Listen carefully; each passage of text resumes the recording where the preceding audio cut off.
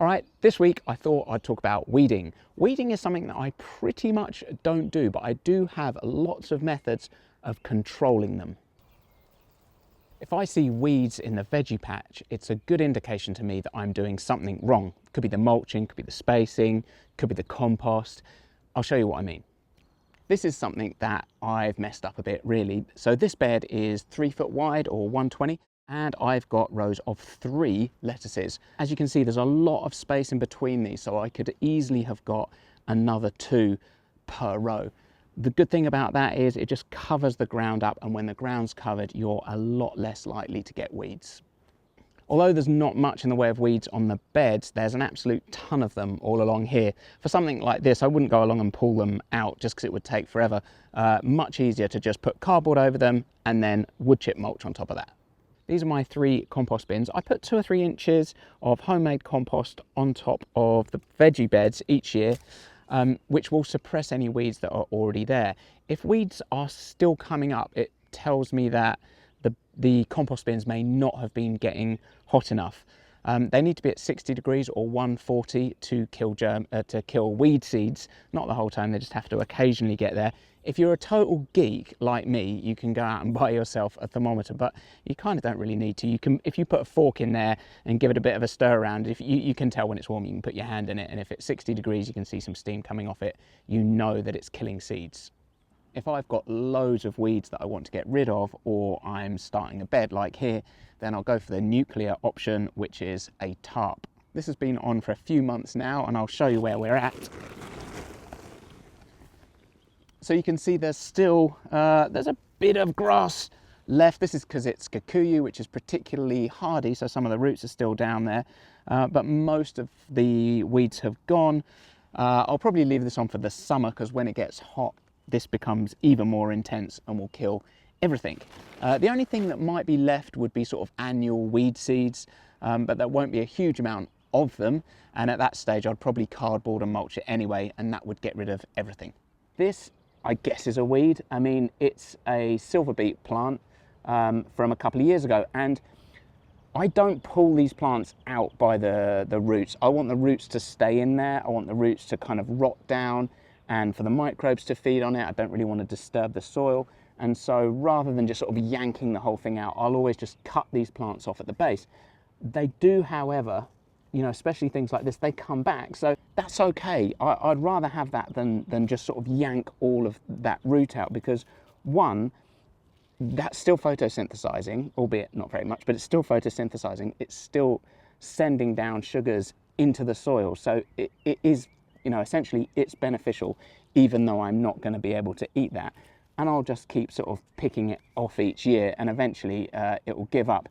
The roots will rot, and then there'll be something for the microbes to kind of feed on, and it creates some sort of drainage, I guess, because the roots are going in and busting up the soil beneath it and creating some kind of like gaps in the soil, which is a useful thing for me. Before I plant anything into these beds, I tend to give them a quick kind of rake over, just because that's going to disturb any weed seeds and stop them getting too big. What I don't want is for a weed to get to full size and then seed and then make an absolute mess.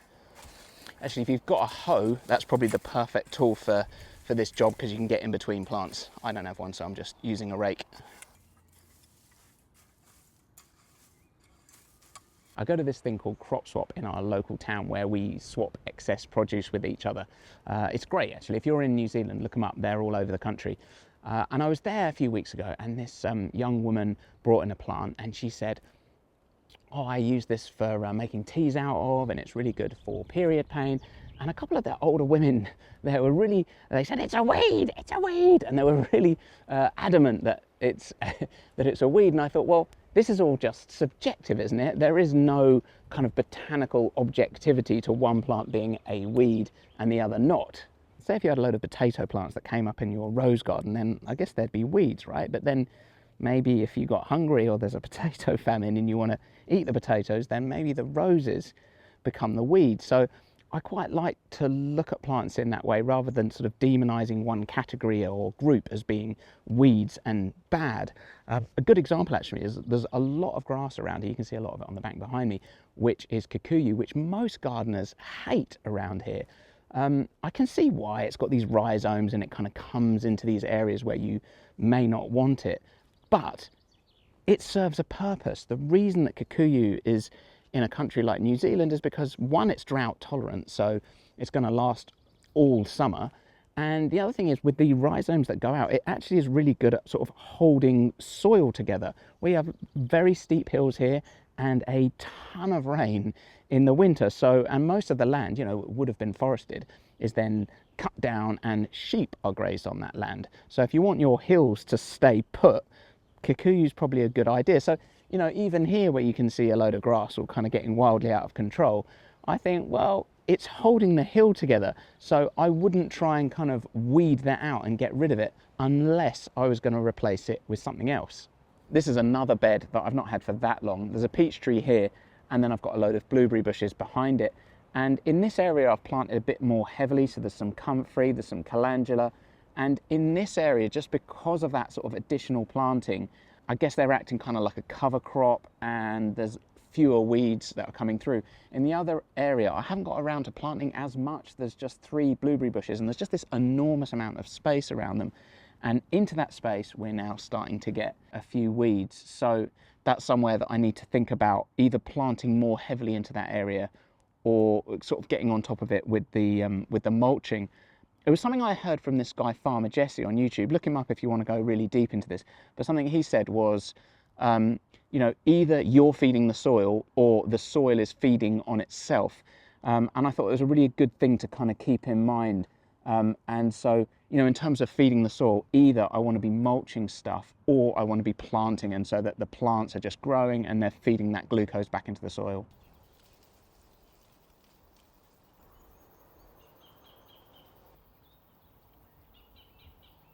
So there's loads of things that I could be growing as a cover crop, from sorghum Sudan to clover to vetch, and there's just so many different options.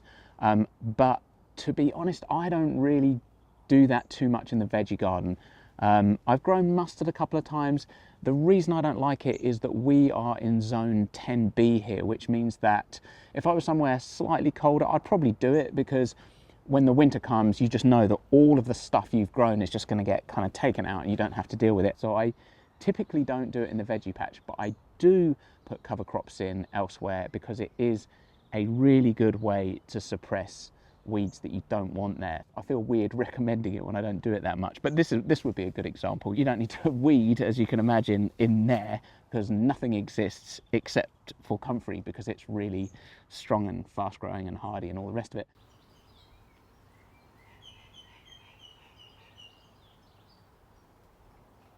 This is an example of what happens when you don't have a cover crop around this. You can see there's a load of weeds growing up. This isn't the kind of thing where I'm going to go around and gently weed all this stuff out. Either I will just put more mulch on it.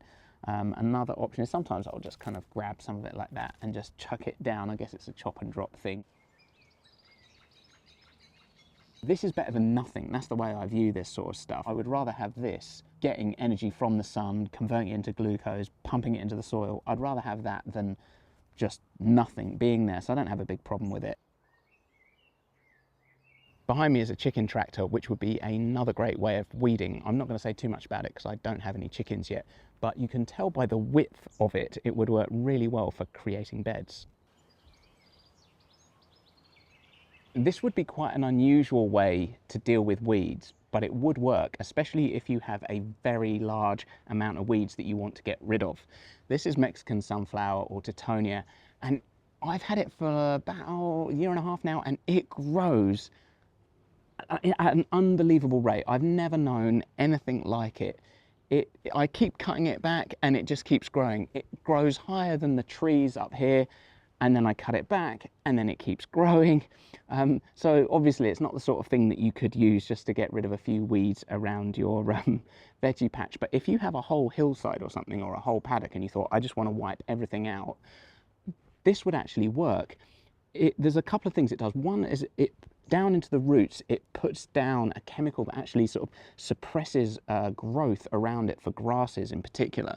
And the more you cut it back, apparently the more of that stuff is released. I've kind of played around with it, and if you're just planting one, as you can see here, there's still grass growing here. So just one isn't going to do it.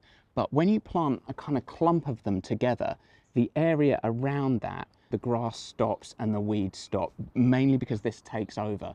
It just grows so fast, nothing can kind of keep up with it. It shades everything out, and you just get this absolute sort of morass of stuff, of biomass. So it's really useful for the garden. Another added advantage is that it has these enormous yellow flowers that come out in winter. And so when the rest of the garden is looking a bit sort of boring, it just adds a lot of colour and loads of pollinators for the bees at the time of the year when there's not much else around for them.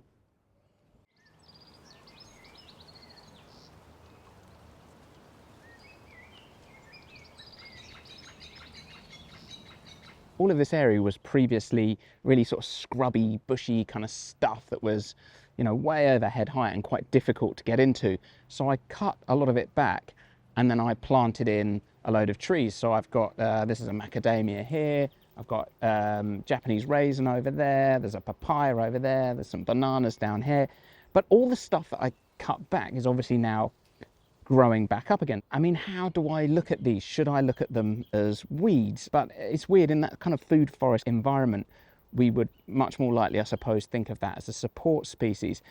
And I think it's a kind of nice way of looking at it. I would rather that keep growing up, and every now and again when it gets to a certain height, I'll just sort of chop it down a bit and put it right near the base of the fruit trees that I'm growing. And I feel that that is sort of helping them, it's nourishing them. You get this whole ecosystem where everything can kind of find its place within the forest. It's not like one is competing against the other. The taller trees will grow up and get their sunlight up there, the smaller trees will occupy a space down here, and it's not like one species is necessarily going to kind of outcompete the other. I feel like I can help out a little bit by just chopping the stuff around the tree to give the fruit trees a little bit more kind of space to grow.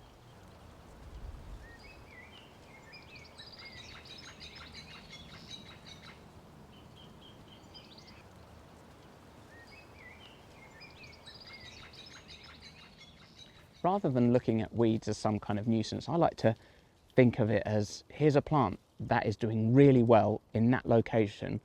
Why is that?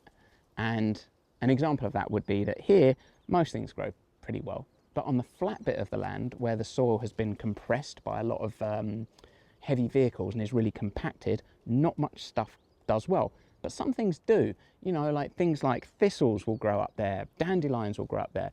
You know, these plants have really strong roots that kind of can push into that ground. So one, that tells you a little bit about the ground, and it kind of, I feel like it's benefiting the land as well. Like those weeds are gonna, you know, they're gonna push into that ground, they're gonna create air pockets, they are gonna create space within the earth. They're almost sort of doing the job of decompacting it for me. I mean, it might take 100 years for that sort of bad bit of land to become, say, a forest, but I think that by me kind of like helping it along the way a little bit, I might be able to sort of speed the process up a bit. Let me know what you're doing in your garden and how you combat weeds, if you combat them at all. The comments are so useful to me. It's just an incredible resource. So if you've ever commented on any of my videos, thanks so much. I really appreciate it. And hopefully I will see you next week.